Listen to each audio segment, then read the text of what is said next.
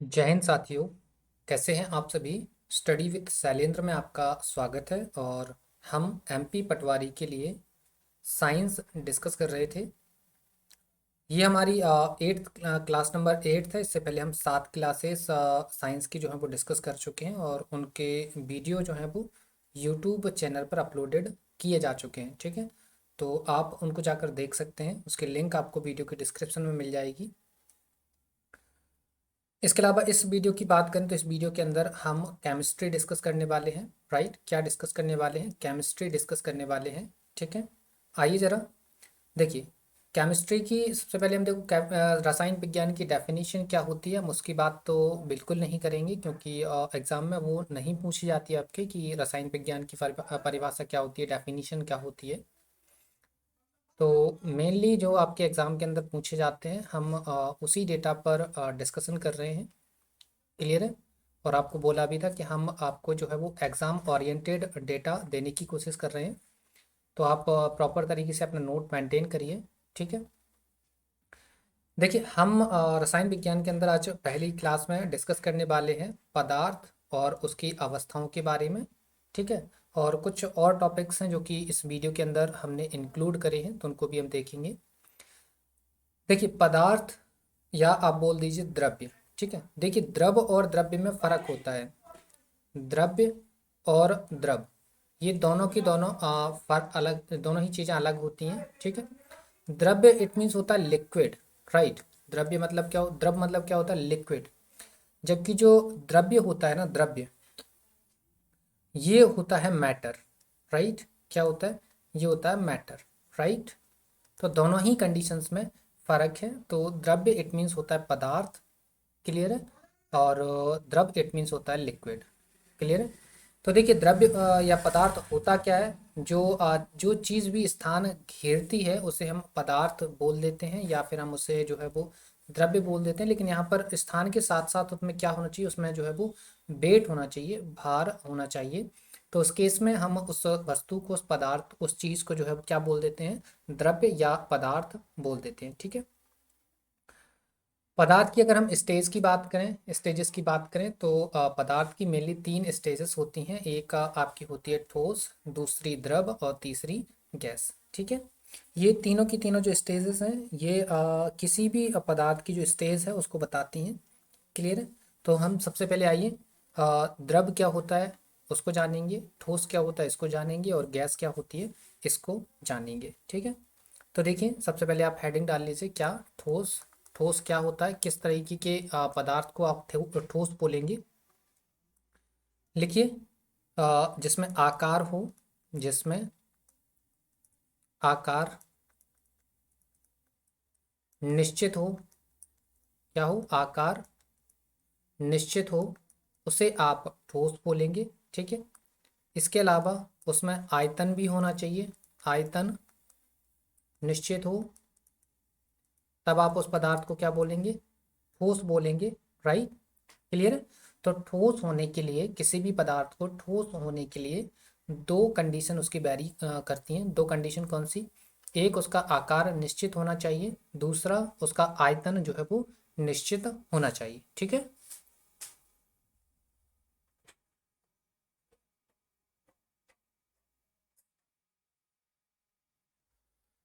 अब आप देखिए, अब डालिए हेडिंग, क्या द्रव। द्रव हम किसे बोलेंगे वो लिख लीजिए। देखिए ज़रा, देखिए द्रव जो है इसमें क्या होगा, इसमें आयतन तो निश्चित होगा।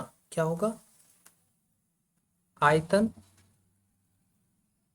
निश्चित होगा, लेकिन इसमें क्या, आकार निश्चित नहीं होगा। राइट, क्लियर है, समझ में आया आपको कि ठोस और द्रव में क्या डिफरेंस है। कि ठोस में आकार निश्चित होगा, आयतन भी निश्चित होगा, लेकिन द्रव के अंदर आयतन निश्चित होगा लेकिन आकार उसका निश्चित नहीं होगा। ठीक है, तो इसमें क्या होगा, इसमें जो आकार है ना वो पात्र के अकॉर्डिंग होगा। आकार किसके अकॉर्डिंग होगा, पात्र पर निर्भर होगा। ठीक है, क्लियर। इसमें जो आकार होगा साथियों वो क्या होगा, उसके पात्र पर निर्भर होगा। तो इस टाइप की जो चीज़ होगी उसको क्या बोलेंगे, द्रव बोलेंगे। और गैस किसको बोलेंगे, जरा देखिए, गैस किस टाइप की पदार्थ को बोलेंगे।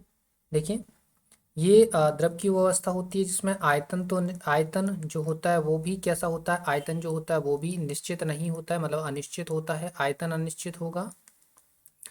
इसके अलावा आकार भी अनिश्चित होगा, आकार ये भी कैसा होगा, अनिश्चित होगा। तो ऐसे केस को हम क्या बोलेंगे, गैस बोलेंगे। क्लियर है। तो इस टाइप की स्टेज को हम क्या बोलेंगे, हम बोलेंगे इसको गैस। क्लियर है।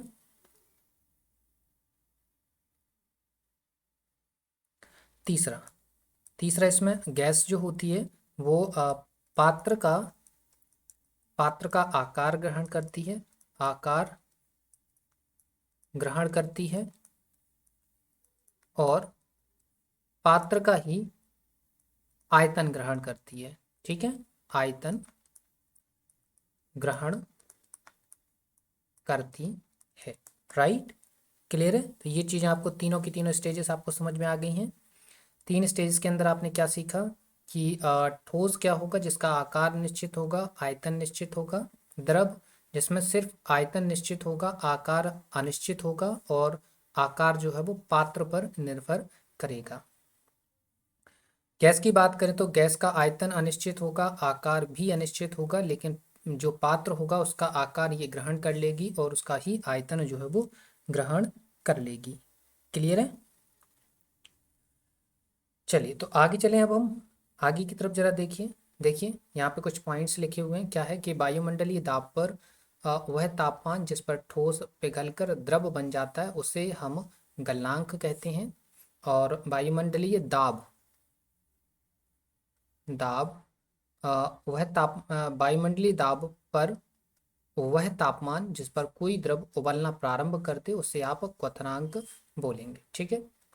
गलनांक ध्यान से समझिएगा, गलनांक और क्वथनांक में छोटी सी चीज आपको देखना है। और ये जो है ना, गलनांक क्वथनांक, एक और पॉइंट यहाँ लिख देते हैं, लिखा नहीं है, हिमांक। राइट। तीनों में क्या डिफरेंस है ये देखिए जरा। देखिए गलनांक में क्या होगा, जो ठोस क्या हो जाएगा, ठोस पिघल जाएगा, ठोस पिघल जाएगा तो गलनांक है। जिस टेम्परेचर पर ठोस पिघलेगा वो उसका क्या कहलाएगा, गलनांक कहलाएगा। और जिस टेम्परेचर पर कोई भी लिक्विड क्या लिक्विड क्या करेगा, उबलेगा, उबलना प्रारंभ करेगा,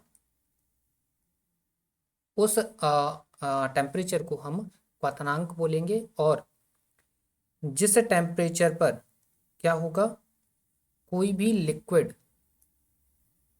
क्या बनेगा, ठोस बनेगा, इट मीन्स सॉलिड स्टेज को गेन करेगा। किसको, सॉलिड स्टेज को गेन करेगा, उसे हम हिमांक बोलेंगे। ठीक है। तीनों चीज़ों को आप याद रखेंगे। इनको तीनों की तीनों चीज़ें जो हैं वो आपके लिए वेरी वेरी इंपॉर्टेंट हैं, क्योंकि आपसे पूछा जाता है। क्वेश्चन से डायरेक्टली ऐसे नहीं पूछा जाएगा कि हिमांक क्या होता है, गलनांक क्या होता है। नो डाउट कई बार ऐसे पूछे गए हैं, लेकिन चांसेस ये होते हैं कि आपसे ये पूछा जाता है कि पानी का हिमांक कितना होगा। इसके अलावा जो है रेंडमली आपको कोई भी वस्तु दी होगी, उससे पूछा जाएगा कि इसका गलनांक कितना होगा, इसका क्वथनांक कितना होगा। तो पहले तो आपको डेफिनेशन मालूम होनी चाहिए। बच्चे ना, उनको कन्फ्यूजन ही रहता है गलनांक और क्वथनांक में। तो ज़्यादातर 90% बच्चों को कन्फ्यूजन बना ही रहता है कि गलनांक क्या होता है, क्वथनांक क्या होता है, कन्फ्यूज हो जाते हैं। याद रखिएगा कि गलनांक क्या होगा, जिस पर ठोस जो है वो पिघलेगा वो गलनांक होगा, जिस टेम्परेचर पर। ठीक है। और जिस टेम्परेचर पे कोई भी लिक्विड जो है वो उबलना स्टार्ट कर देगा, मतलब वाष्प में परिवर्तित होना स्टार्ट कर देगा, वैसे ही वो उसका क्या हो जाएगा, क्वथनांक हो जाएगा। जैसे अगर आप पानी का क्वथनांक की बात करें तो पानी का क्वथनांक जो है वो 100 डिग्री सेल्सियस होता है, और हिमांक कितना होता है, 0 डिग्री सेल्सियस। मतलब पानी जो है वो 0 डिग्री सेल्सियस पर जम जाता है और 100 डिग्री सेल्सियस पर उबलना प्रारंभ कर देता है। ठीक है। जैसे आप मिल्क की बात करें तो मिल्क का क्वथनांक जो होता है वो 72 डिग्री सेल्सियस होता है। देखिए जैसे यहाँ पे लिख देते हैं,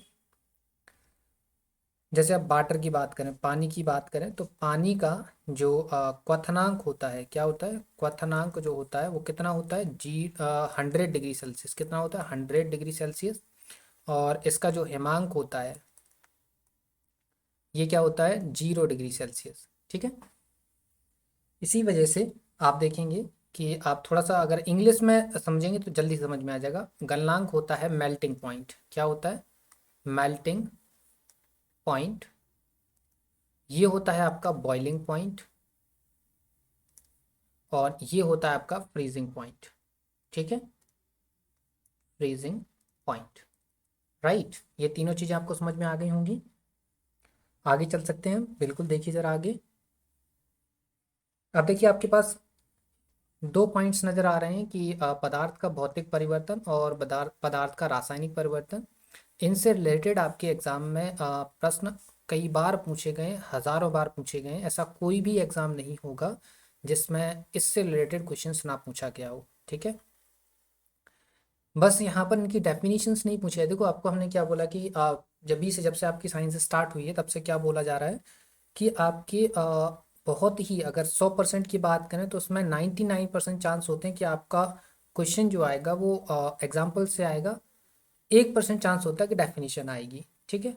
तो definition is not important to your exam. आपके जो एग्जाम्पल्स हैं जो हैं वो आपकी क्या है, बहुत ही ज़्यादा इंपॉर्टेंट है। तो आपको एग्जाम्पल्स याद करना है, उनको समझना है। डेफिनेशन अगर आप याद नहीं कर पाते हैं तो कोई भी इश्यू नहीं है, ठीक है। आपको बिल्कुल सही गाइडेंस दिया जा रहा है यहाँ से। क्लियर है? यहाँ देखिए भौतिक परिवर्तन होता क्या है। भौतिक परिवर्तन वह परिवर्तन है जिसमें केवल पदार्थ के भौतिक गुण परिवर्तित होते हैं, जैसे कि गलनांक हो गया, उसका कलर हो गया, कठोरता हो गई, डेंसिटी हो गई। ये सारी की सारी चीज़ें जो है ना, ये भौतिक परिवर्तन के अंदर आती हैं, ठीक है। रासायनिक परिवर्तन की अगर हम बात करें तो रासायनिक परिवर्तन हम उस रासायनिक परिवर्तन में हम रासायनिक गुणों में और उसके संगठन संगठन में जो है वो परिवर्तन देखते हैं, ठीक है। तो हम बोल सकते हैं कि अगर फिजिकली चेंज आ रहा है, किसी भी पदार्थ के भौतिक गुण में अगर परिवर्तन आ रहा है तो भौतिक परिवर्तन है।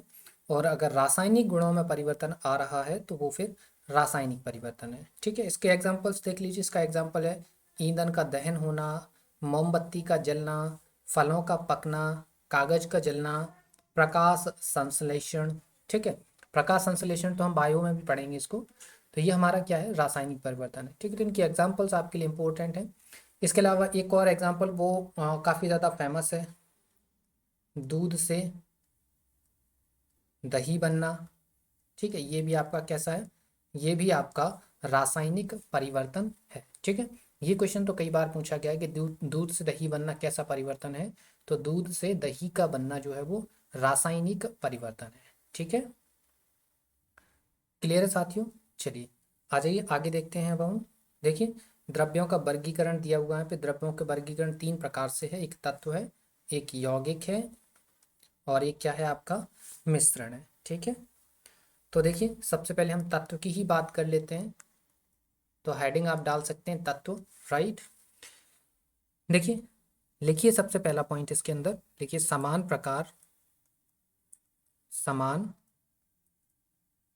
प्रकार के परमाणुओं से बने हुए शुद्ध पदार्थ को तत्व कहते हैं, ठीक है। सेकेंड पॉइंट इसमें लिख सकते हैं कि ज्ञात तत्व, अभी तक टोटल 118 तत्वों को खोजा जा चुका है। इसमें 118 में भी डाइवर्जन है। कैसा कि 94 जो तत्व हैं वो आपके प्रकृति से पाए गए हैं। कहाँ से पाए गए हैं? प्रकृति में पाए गए हैं, राइट। और इसके अलावा बच्चे कितने, 24 ये जो हैं वो क्या करे गए हैं, कृत्रिम रूप से बनाए गए हैं। कृत्रिम रूप से बनाए गए मतलब आर्टिफिशियली हैं, मतलब जो मानव के द्वारा बनाए गए हैं, ठीक है। आगे आपको समझ में इतना? चलिए इसमें कुछ और चीज़ें हैं, जैसे कि आप देखेंगे कि जो तत्व हैं जिनमें एक अक्सर एग्जांपल्स पूछा गया है कि पारा क्या है। पारा एक धातु है जो कि कैसी रहती है, लिक्विड स्टेज में रहती है। तो ये भी आपके लिए इंपॉर्टेंट क्वेश्चन है, तो ये आप लिख लीजिए। ये प्रश्न कई बार पूछा गया है। इसके अलावा ब्रोमीन की बात करें तो ब्रोमीन आपकी क्या है, अधातु है, ठीक है, और ये भी कैसी है, लिक्विड स्टेज में रहती है, ठीक है। तो ये आपके 2 पॉइंट्स हैं, ये लिख लीजिएगा, बाकी ये सारे पॉइंट्स आपको लिख लेना है। क्लियर है, आगे समझ में। तत्व क्या है, समान प्रकार के परमाणुओं से बने हुए शुद्ध पदार्थ को हम तत्व बोलते हैं। अभी तक 118 तत्वों को जो है वो ज्ञात किया जा चुका है, जिनमें से 94 प्रकृति में पाए गए हैं और 24 जो है वो कृत्रिम रूप से बनाए गए हैं। इसके अलावा 2 पॉइंट्स और कौन कौन से हैं कि पारा जो है वो धातु है लेकिन ये लिक्विड स्टेज में रहती है, और ब्रोमीन एक अधातु है जो कि लिक्विड स्टेज में रहती है। बाकी जितनी भी, इसको छोड़कर जितनी भी मेटल्स हैं वो सारी की सारी किस में रहती हैं, सॉलिड स्टेज में रहती हैं, और इसको छोड़कर जितनी भी अधातु हैं वो सारी की सारी किस में रहती हैं, सॉलिड स्टेज में रहती हैं, ठीक है। तो ये पॉइंट्स आपके एग्जाम पूछे जाते हैं। कुछ और चीज़ें देख लीजिए, यहाँ जगह नहीं है, और देख लीजिए कि क्या लिखेंगे आप। लिखिए अ, मानव शरीर में, 4 हो गए, 5वां पॉइंट लिखिए, मानव शरीर में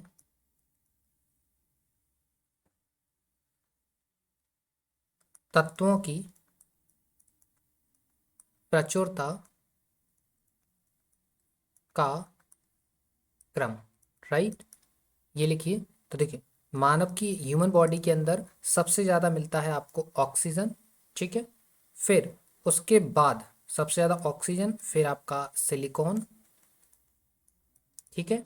ह्यूमन बॉडी के अंदर सिलिकॉन के बाद आपको एल्यूमिनियम देखने के लिए मिलेगा, एल्यूमिनियम के बाद आपको लोहा देखने के लिए मिलेगा, और लोहा के बाद कैल्शियम, राइट। ये चीज़ आप याद रखेंगे, ये वेरी वेरी इंपॉर्टेंट है।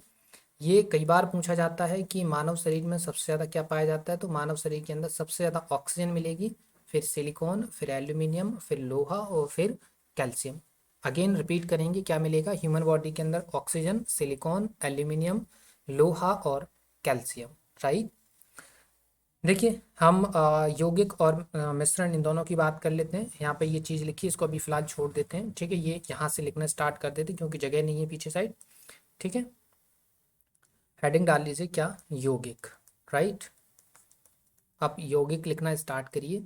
यौगिक क्या होता है, देखिए लिखिए इसका, यौगिक, यौगिक दो या दो से अधिक, दो या दो से अधिक तत्वों के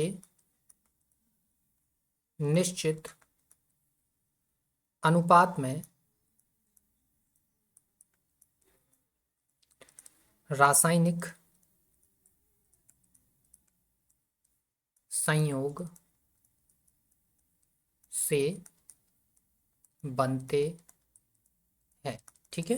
क्या लिखा आपने कि यौगिक जो होते हैं वो दो या दो से अधिक तत्वों के निश्चित अनुपात में रासायनिक संयोग से बनते हैं, ठीक है, क्लियर। ये पहला पॉइंट लिख लिया। अब सेकंड पॉइंट लिखिए इसमें जरा।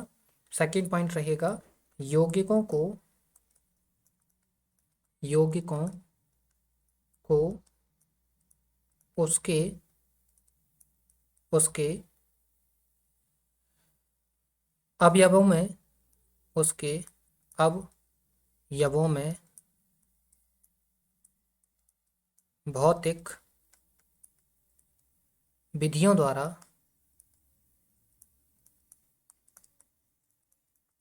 पृथक नहीं किया जा सकता, राइट। ये सेकंड पॉइंट हो गया। तीसरे पॉइंट पे आ जाइए जरा, तीसरा पॉइंट लिखिए, यौगिक के, यौगिक के गुण उसके अवयव, उसके अवयव तत्वों के गुणों से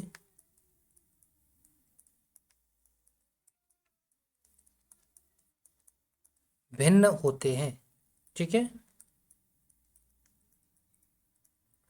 नेक्स्ट पॉइंट लिखिए फोर्थ। फोर्थ पॉइंट लिखेंगे यौगिकों के गलनांक व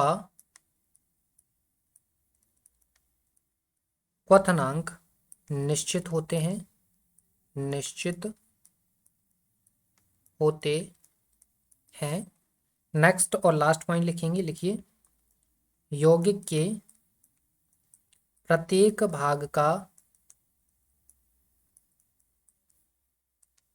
संगठन समान होता है, अर्थात सममांगी द्रव होता है, अर्थात सममांगी द्रव्य होता है। ठीक है, क्लियर। तो ये यौगिक के 4 पॉइंट्स 5 पॉइंट्स हैं, ये आप लिख लीजिएगा। क्या है कि यौगिक दो या दो से अधिक तत्वों के निश्चित अनुपात में रासायनिक संयोग से बनते हैं। यौगिक जो होते हैं उसके अवयवों में भौतिक विधियों द्वारा पृथक उनको नहीं किया जा सकता है। यौगिक के जो गुण हैं उसके अवयव तत्वों के गुणों से भिन्न होते हैं। यौगिक की गलनांक व क्वथनांक जो है वो निश्चित होते हैं। यौगिक के प्रत्येक भाग का संगठन समान होता है, इस कारण इन्हें सममांगी द्रव्य कहा जाता है। ठीक है, लास्ट हमारे पास क्या बचा है, मिश्रण बचा है कि मिश्रण किसे बोलेंगे। तो मिश्रण देख लीजिए, लिखिए मिश्रण के बारे में पहला पॉइंट लिखिए, मिश्रण दो या दो से अधिक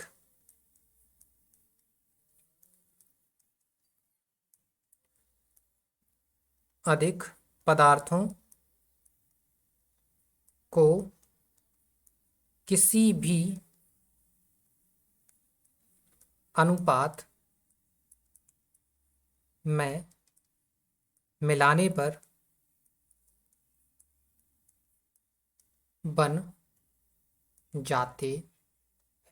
ठीक है, यौगिक में एक फिक्स रहता है कि जितना कौन सा पदार्थ कितना मात्रा में मिलाया जाना है तब यौगिक बनेगा, लेकिन मिश्रण में ये डिसाइड नहीं है कि कौन सा तत्व या कौन सा पदार्थ किस क्वांटिटी में मिलाया जाना है। किसी भी तरीके से आप मिला दीजिए, किसी भी रेशियो में आप मिला दीजिए, आपका मिश्रण बनकर तैयार हो जाएगा। ठीक है, चलिए सेकंड पॉइंट लिखिए, मिश्रण के अवयवों को मिश्रण के अवयवों को भौतिक भौतिक विधियों द्वारा भौतिक विधियों द्वारा पृथक किया जा सकता है। क्लियर। अभी अपने यौगिक में क्या पढ़ा था कि उसके जो अवयव हैं उनको भौतिक विधियों द्वारा पृथक नहीं किया जा सकता, लेकिन मिश्रण में ये पॉसिबल है। राइट। तीसरा पॉइंट लिखिए जरा, मिश्रण के क्वथनांक मिश्रण के क्वथनांक व गलनांक निश्चित नहीं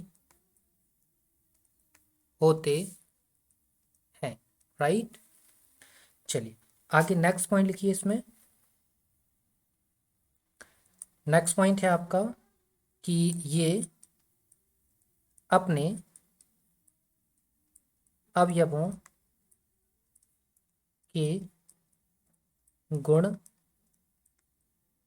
प्रदर्शित करते हैं। क्लियर है। जबकि यौगिक क्या करते हैं, यौगिक अपने अवयवों के गुण को प्रदर्शित नहीं करते, वो अपना गुण प्रदर्शित करते हैं। ठीक है। मिश्रण जो होते हैं साथियों वो समांगी मिश्रण में भी बनाए जा सकते हैं और विषमांगी में भी बनाए जा सकते हैं। तो मिश्रण समांगी मतलब समान रेशियो व विषमांगी मतलब जो असमान रेशियो होगा। ठीक है, असमान अनुपात में अगर मिलाएंगे तो विषमांगी मिश्रण बनेगा, और समान रेशियो में अगर मिलाएंगे तो हम सममांगी मिश्रण बनेगा। मतलब मिश्रण सममांगी व विषमांगी दोनों प्रकार के होते हैं। ठीक है, दोनों प्रकार के होते हैं। क्लियर है। ये चीज़ें आपको समझ में आ गई होंगी। तीनों हमने डिस्कस कर लिए हैं। हमने यौगिक डिस्कस किया, हमने मिश्रण डिस्कस किया, और हमने यौगिक को डिस्कस किया। ठीक है, मिश्रण में क्या देखा कि मिश्रण दो या दो से अधिक पदार्थों को आप मिलाइए, लेकिन किसी भी रेशियो में मिला दीजिए, वो आपका मिश्रण बनके तैयार हो जाएगा। लेकिन यौगिक में इसका जस्ट अपोजिट होता है। मिश्रण में क्या होता है, मिश्रण जो है वो अपने अवयवों को मिश्रण के जो अवयव हैं उनको भौतिक विधि द्वारा अलग अलग कर सकते हैं, लेकिन यौगिक में ऐसा पॉसिबल नहीं है। ठीक है, इसमें जरा देखिए, मिश्रण के क्वथनांक और गलनांक दोनों निश्चित नहीं होते हैं, यौगिक में ये निश्चित होते हैं। ये अपने अवयवों के गुण को प्रदर्शित करते हैं, जबकि यौगिक अपना गुण प्रदर्शित करते हैं, अपने अवयवों के गुण को प्रदर्शित नहीं करते हैं। ठीक है, मिश्रण जो होता है वो समांगी भी होता है और विषमांगी भी होता है। ठीक है, क्लियर है। तो ये आपका मिश्रण हो गया। अब आ जाइए, हमने पीछे जो कुछ चीज़ें छोड़ दी उनको पढ़ लेते हैं। ठीक है, अब देखिए ज़रा यहाँ पर कि विलयन या वास्तविक विलयन क्या होता है कि जब दो या दो से अधिक पदार्थों को समांगी मिश्रण जब दो या दो से अधिक पदार्थों के समांगी मिश्रण को क्या बोलते हैं हम, विलयन विलयन बोलते हैं। जबकि विषमांगी मिश्रण को, किसको, विषमांगी मिश्रण को हम कोलाइडी विलयन बोलते हैं। क्लियर है। जब दो या दो से अधिक समांगी मिश्रण को मिलाएंगे तो विलयन बनेगा, और जब दो या दो से अधिक विषमांगी मिश्रण को मिलाएंगे तो बनेगा आपका कोलाइडी विलयन। ठीक है, क्लियर, इतना आपको समझ में आ गया है। अब देखिए साथियों, यहाँ पर जो कोलाइडी विलयन होता है ना, कोलाइडी विलयन में आपको जो है अलग अलग टाइप से इसमें मिश्रण बन जाते हैं, क्योंकि विषमांगी मिश्रण मिलेगा तो जाहिर सी बात है एक अलग ही चीज़ बनेगी। विषमांगी मिश्रण में जैसे कि आप देखेंगे कि इसमें सॉलिड और लिक्विड दोनों मिल जाएंगे आपको, और एक तीसरा प्रोडक्ट बन जाएगा। ठीक है, जिसमें आपको हो सकता है आपको लिक्विड मिले और क्या, सॉलिड। ठीक है, हो सकता है आपको आपको बोल सकते हैं लिक्विड और गैस का एग्जांपल देखने के लिए मिल जाए, लिक्विड प्लस गैस। ठीक है, तो ऐसे भी क्वेश्चंस आते हैं, तो इनको भी हम डिस्कस कर लेते हैं। क्लियर है। देखिए ज़रा, ठीक है, तो इनको हम डिस्कस कर लेते हैं। राइट, तो इसके कुछ एग्जांपल्स हैं, उनको आप देख लीजिए। राइट, तो यहाँ इसको छोड़ देते हैं अभी के लिए, पहले हम इसको डिस्कस कर लेते हैं। राइट, देखिए ज़रा, हमने अभी क्या बोला कि कोलाइडी विलियंस हैं, कोलाइडी विलियन। तो कोलाइडी विलियन कैसे होंगे, आपको क्या देखा आपने, जब दो या उससे अधिक क्या मिल जाए, विषमांगी मिश्रण मिल जाएंगे तो क्या बनेगा, आपका बन जाएगा साथियों कोलाइडी विलयन। ठीक है, इसके कुछ एग्जांपल्स हैं, उनको हम देखेंगे जिनसे क्वेश्चंस आपके बनते हैं, जैसे कि द्रव प्लस गैस, जिसको क्या बोलेंगे, जिसको बोलते हैं एरोसॉल। क्या बोलते हैं, एरोसॉल। राइट, यहाँ पे एक मिनट इसको मिटा देते हैं, लिखिए एरोसॉल। राइट, ठीक है, एरोसॉल लिखिए। इसका एग्जाम्पल देखेंगे तो आपको कोहरा है, ये एरोसॉल का एग्जाम्पल है। बादल, ये इसका है। कुहासा, ये भी क्या हो जाएगा, इसका एग्जाम्पल हो जाएगा। तो नंबर एक ये इसका एग्जाम्पल हो गया। तो इनसे सीधे सीधे क्वेश्चंस पूछे जाते हैं, जैसे कई बार तो ये पूछा जाता है कोहरा किसका एग्जाम्पल है, द्रव प्लस गैस का एग्जाम्पल है।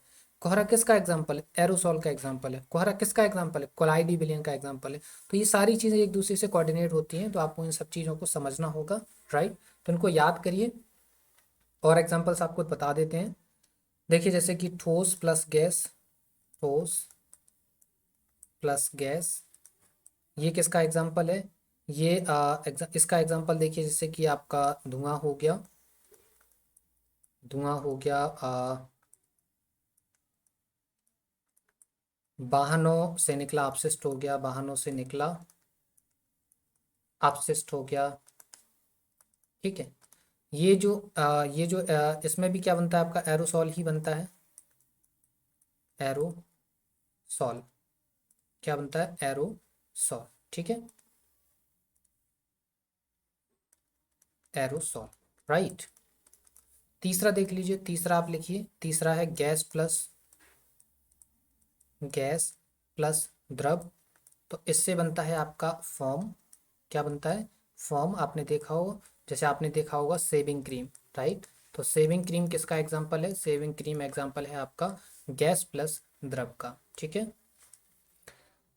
इसके अलावा द्रव प्लस द्रव बनाएंगे, द्रव प्लस द्रव, तो ये एग्जाम्पल है किसका? एमल्सन का, राइट, किसका है? एमल्सन का। तो इसमें जैसे कि आपका दूध शामिल हो जाता है, दूध के अलावा इसमें फेस क्रीम शामिल हो जाती हैं, क्या? Face cream, right. नेक्स्ट आप देख लीजिए, ठोस प्लस द्रव की बात करते हैं। जैसे हम ठोस प्लस द्रव की अगर हम बात करें तो ठोस प्लस द्रव को सॉल्व बोलते हैं, और इससे आपका बनेगा क्या? Magnesia milk, magnesia milk, right.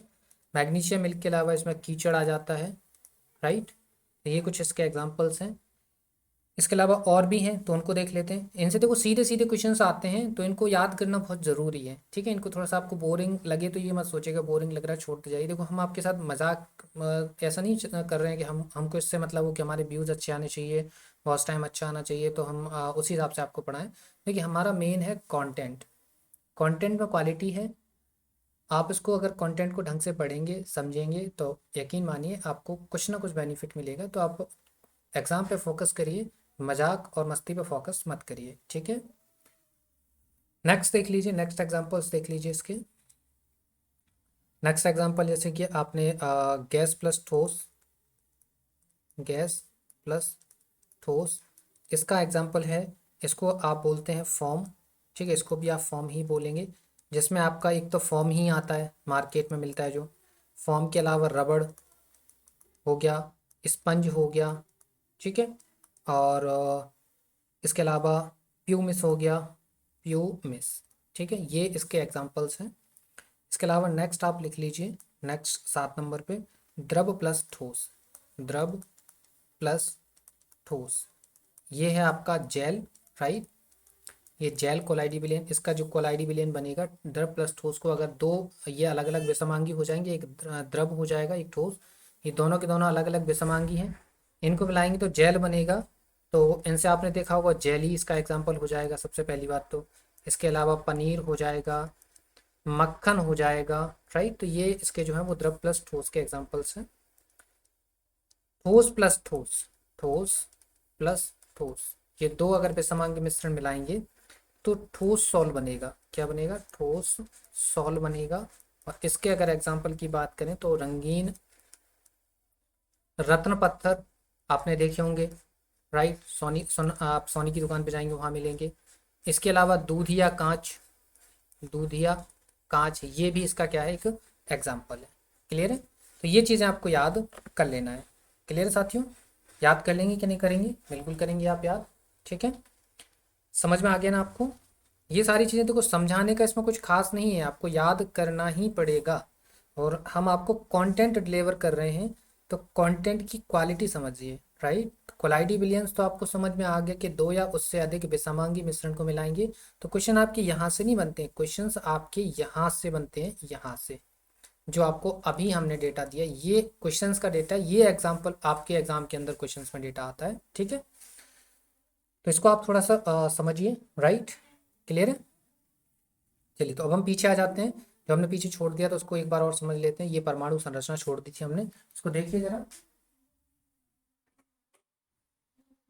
क्या है इसमें। इसमें है आपका डाल्टन का परमाणु सिद्धांत। डाल्टन का परमाणु सिद्धांत क्या है कि 1808 में जॉन डाल्टन ने परमाणु का सिद्धांत दिया था, और इनके नियमानुसार क्या है कि प्रत्येक पदार्थ अति सूक्ष्म अविभाज्य कणों से मिलकर बना होता है, जिन्हें परमाणु कहते हैं।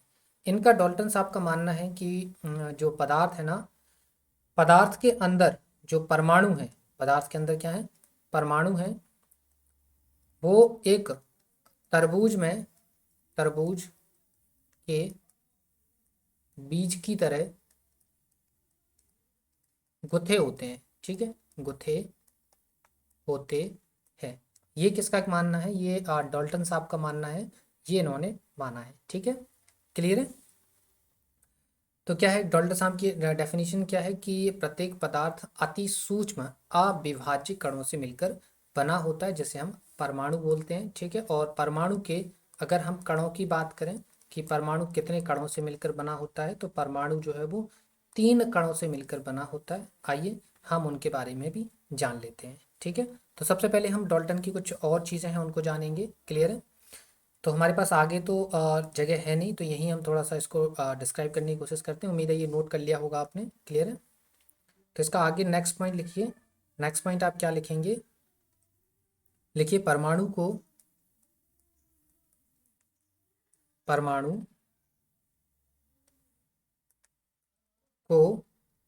ना बनाया जा सकता है, ना बनाया जा सकता है, और ना ही नष्ट किया जा सकता है। ठीक है, ये आप लिख लिया। सेकेंड पॉइंट लिखिए ज़रा। सेकेंड पॉइंट होगा एक ही तत्व के सभी परमाणु भार, आकार तथा अन्य गुणों में समान होते हैं। अन्य गुणों में समान होते हैं। क्लियर है?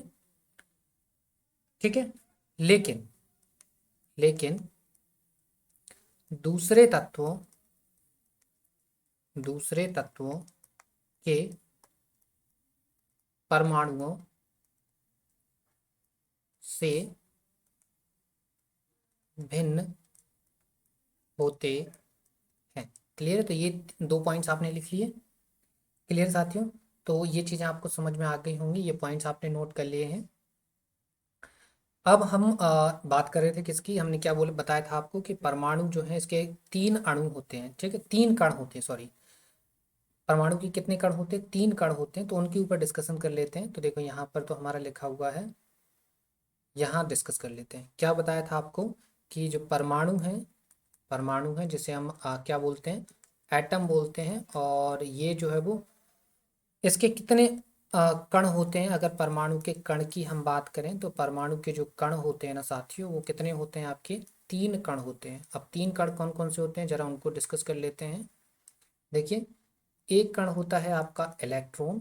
कौन सा होता है? एक कण होता है आपका इलेक्ट्रॉन। दूसरा कण होता है आपका प्रोटॉन। तीसरा कण होता है आपका न्यूट्रॉन। ठीक है, ये 3 कण हो गए, राइट।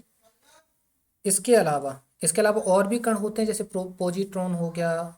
ठीक है, तो ये हमारे लिए अभी इम्पोर्टेंट नहीं है।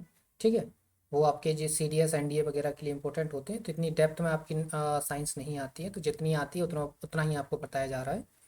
तो एटम जिस परमाणु के कण कितने होंगे? 3 कण होंगे, इलेक्ट्रॉन, प्रोटॉन और न्यूट्रॉन, राइट। देखिए, इलेक्ट्रॉन जो होता है ना, ये ऋणावेशित होता है। कैसा होता है? ऋणावेशित होता है। जबकि प्रोटॉन जो होता है ये धनावेशित होता है। कैसा होता है साथियों? धनावेशित होता है। और ये जो होता है वो कैसा होता है? उदासीन होता है, राइट। कैसा होता है? उदासीन होता है। क्लियर? इसके अगर हम खोजकर्ता की बात करें, कौन खोजकर्ता? तो इसके खोजकर्ता हैं जे जे जे जे थॉमसन, राइट। कौन है? J J Thomson. और इसके अगर हम खोजकर्ता की बात करें तो इनके जो खोजकर्ता हैं वो गोल्ड स्टीम है। कौन है? Gold steam, right. कौन है साथियों? इसके खोजकर्ता हैं गोल्ड स्टीम। और इसके खोजकर्ता की बात करें तो इसके खोजकर्ता हैं जेम्स फोर्ड। ठीक है, इसके खोजकर्ता कौन है साथियों? सॉरी, जेम्स फोर्ड नहीं, जेम्स चैडविक, सॉरी। कौन इसके खोजकर्ता? James Chadwick. क्लियर है? लिखिए जरा, जेम्स जेम्स चैडविक। ठीक है, ये इसके खोजकर्ता हैं, राइट। अब हम इसके आवेश की बात कर लेते हैं। जैसे आपको प्रीवियस उसमें वीडियो में बताया था, जब हम फिजिक्स पढ़ रहे थे, वहाँ पे आवेश की बात हो रही थी बीटा किरणों के साथ। तो बीटा किरणों का जो आवेश होता है ना, वो इलेक्ट्रॉन के आवेश के बराबर और इलेक्ट्रॉन के द्रव्यमान के बराबर उसका द्रव्यमान होता है। तो उसका आवेश देखें तो ये ऋणावेशित होता है, तो माइनस तो लगेगा। तो -1.6 इंटू 10⁻⁻19, ये क्या होता है? इसका इलेक्ट्रॉन का आवेश होता है। अब साथियों इसके आवेश की बात करें तो इसका आवेश तो ये देखो धनावेश युक्त होता है, तो +1.6 इंटू 10⁻⁻19 हो गया। और इसका आवेश तो क्या होता है, उदासीन होता है, तो इसका आवेश क्या हो जाएगा, 0। इसका आवेश क्या हो जाएगा, 0। ठीक है, क्लियर। अब देखिए जरा, ये जो इलेक्ट्रॉन होते हैं वो नाभिक के चारों ओर चक्कर लगाते हैं। ठीक है, ये नाभिक के चारों ओर चक्कर लगाते हैं, जबकि प्रोटॉन जो होते हैं वो नाभिक में होते हैं, ये नाभिक में होते हैं, ये भी आपके नाभिक में होते हैं। तो ये प्रश्न कई बार पूछा गया है कि नाभिक में उपस्थित कण कौन कौन से होते हैं, तो प्रोटॉन और न्यूट्रॉन नाभिक में उपस्थित होते हैं, जबकि इलेक्ट्रॉन जो होता है नाभिक के चारों ओर चक्कर लगाता है। ठीक है, जैसे कि ये मान लीजिए ये नाभिक है, तो इसमें आपको दो, एक तो न्यूट्रॉन मिलेगा, एक प्रोटॉन मिलेगा, जबकि जो इलेक्ट्रॉन होगा वो इसके चारों ओर चक्कर लगाएगा। तो ये आपका हो गया क्या, ये हो गया आपका इलेक्ट्रॉन, यहाँ हो गया आपका क्या, प्रोटॉन, प्लस में न्यूट्रॉन। ठीक है, क्लियर। प्रोटॉन और न्यूट्रॉन जो है वो क्या हो गए साथियों, ये नाभिक के केंद्र में रहेंगे, नाभिक में रहेंगे, जबकि इलेक्ट्रॉन जो है वो नाभिक के चारों ओर चक्कर लगाएगा। क्लियर है, आ गया आपको समझ में। आइए आगे की तरफ आ जाते हैं और अब हम अणु की बात कर लेते हैं। क्लियर है, तो हेडिंग डालिए अणु, लिखिए पहला पॉइंट इसका, पदार्थ का, पदार्थ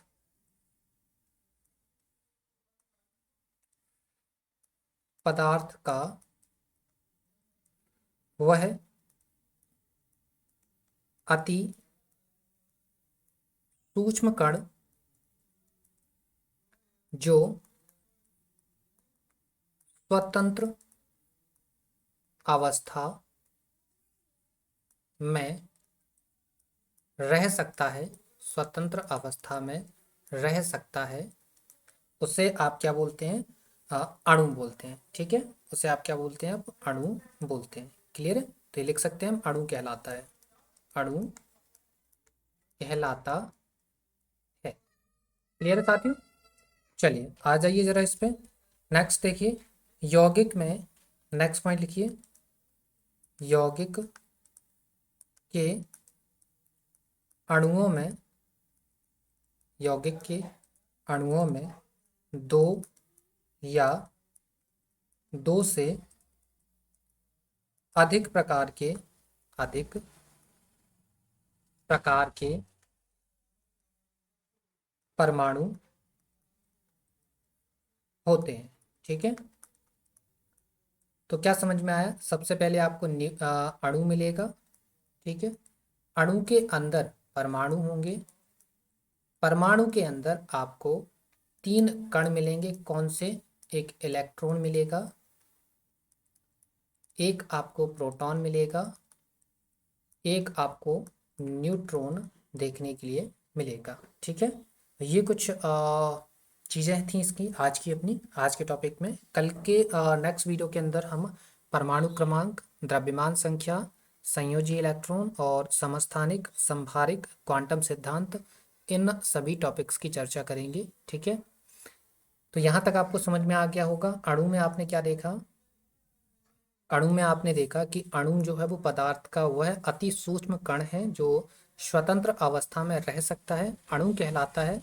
और यौगिक के अणुओं में दो या दो से अधिक प्रकार के परमाणु होते हैं। ठीक है, यहाँ पे सभी चीज़ों को पढ़ने के बाद एक चीज़ और आपको समझ लेना है, ताकि आपका कन्फ्यूजन नहीं रहे और आपके क्वेश्चंस गलत ना हो। अणु, अणु के अंदर क्या होंगे, परमाणु होंगे, और परमाणु के अंदर तीन कण होंगे। ये तीन कण कौन कौन से होंगे, ये होंगे। ठीक है, क्लियर है, तो उम्मीद है आपको चीज़ें समझ में आ रही हैं, आप चीज़ों को एंजॉय कर रहे हैं। देखिए चीज़ें आपको, देखिए हमने क्या बोला आपको कि हम कंटेंट डिलीवर कर रहे हैं आपको, और यकीन मानिए आपको वो कंटेंट यहाँ पर दिया जा रहा है जो आपको पेड क्लासेस के अंदर दिया जाता है। तो उसकी थोड़ी सी कदर करिए, समझिए, और वीडियो को लाइक करिए, वीडियो को शेयर जरूर कर दिएगा। चैनल पर नए हैं तो चैनल को सब्सक्राइब कर लेना है। ठीक है, तो मिलते हैं आपसे नेक्स्ट वीडियो में, तब तक के लिए धन्यवाद।